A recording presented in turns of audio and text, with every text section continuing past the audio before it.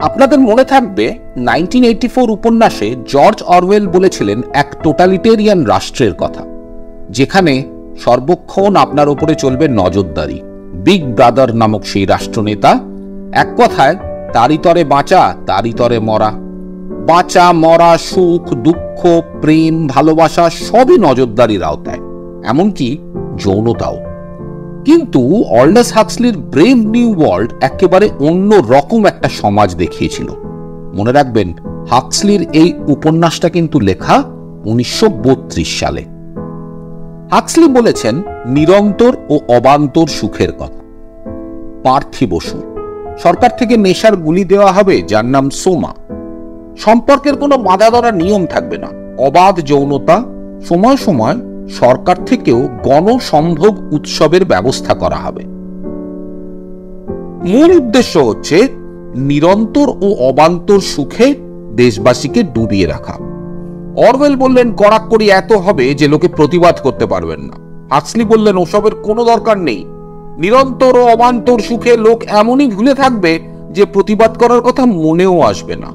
ভোগবাদের চূড়ান্ত পরিভাষায় একেই বলে উদারবাদ।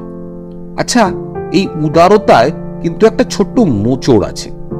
উদারতা থাকবে, কিন্তু সাথে থাকবে একটা সুস্পষ্ট শ্রেণী বিভাজন। ওই আজকের জাতপাতায় মানুষ এখানে স্বাভাবিক যৌনতার ফলে জন্মায় না, জন্মায় হ্যাচারিতে। জন্মসূত্রেই জেনেটিক রি-ইঞ্জিনিয়ারিং এর মাধ্যমে জাতি বিভাজন করা হয়।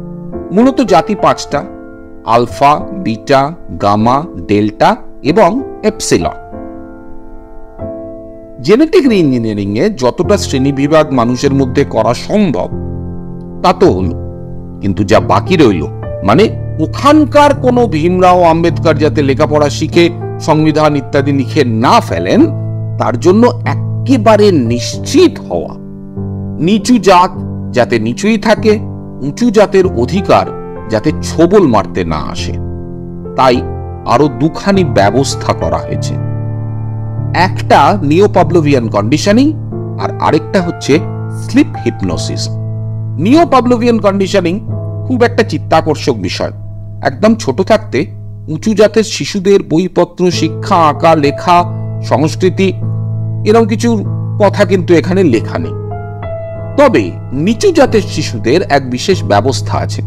একটা ঘর, বেশ অনেক নিচু জাতের শিশু একসাথে, সেখানে রং বেরঙের ছবি দেওয়া বই রাখা রয়েছে ঝলমলে আলোয়। স্বাভাবিকভাবেই শিশুরা আকৃষ্ট হয়ে বইগুলোর দিকে ছুটে যাবে, মানে হামাগুড়ি দিয়ে যাবে। যেই একটা বই ছোঁবে, কান বিদীর্ণ করা একটা আওয়াজ হবে, সাথে দুধের শিশুকে ইলেকট্রিক শক। শিশু মন কি বাধা মানে? আবার যাবে, আবার আওয়াজ, আবার ইলেকট্রিক শক, আবার গেলে আবার দেওয়া হবে, যতক্ষণ না সব শিশু বেশ কিছুদিন ধরে আর ওই বইপত্রের দিকে যাবে না। এমন অবস্থায় পৌঁছলে, অর্থাৎ বইয়ের ভীতি এলে, সেটা হলো কন্ডিশনিং। নিচু জাতের বাচ্চা বাথরুম পরিষ্কার করাতেই মন দেবে, লেখাপড়া নয়। এই হচ্ছে খুব সংক্ষেপে এবং খুব সহজভাবে নিও পাভলোভিয়ান কন্ডিশনিং। এই সমাজে জাতের ব্যাপারটা একটু বলি। আলফা হচ্ছে একেবারে এলিট ক্লাস, এপসিলন হচ্ছে একেবারে পিছড়া হুয়া দলিত, মানে একেবারে আদার ব্যাকওয়ার্ড ক্লাস। মাঝে বিটা, আলফার নিচে বাকিদের ওপরে, গামা আলফা বিটার নিচে কিন্তু বাকিদের ওপরে, ডেল্টা সকলের নিচে কিন্তু এপসিলনের ওপরে। এবার আমরা আসি স্লিপ হিপনোসিসের কথা। সব শিশুই বালিশের নিচে একটা স্পিকার নিয়ে শোবে। প্রতিদিন রাতে তাতে কিছু শোনা যাবে। সে যদি আলফা হয়, তাহলে সে শুনছে আমি আলফা, আমি সমাজের সর্বশ্রেষ্ঠ, আমি কেবল আলফার সাথেই মিশবো। বিটা পর্যন্ত কথাবার্তা বলা যেতে পারে, আমি গামার সাথে খুব একটা দরকার না বললে কথা বলবো না, নিচু চোখে দেখবো। ডেল্টা এপসাইলনকে ঘেন্না করব, পাশে ঘেঁষতে দেব না।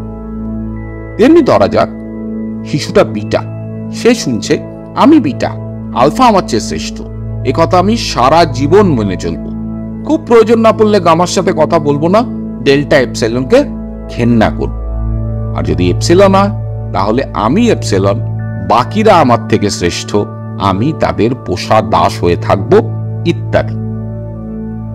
হাক্সলির একনায়ক মোস্তাফা মন্ড অরওয়েলের বিগ ব্রাদারের মতো অতটা কড়া নয়, সফট টোটালিটেরিয়ান, নিরন্তর ও অবান্তর আনন্দ, আর কিছু কিছু পদ্ধতি ওই যেগুলোর কথা আলোচনা হলো ওতেই হবে, কড়াকড়ির দরকার পড়বে না।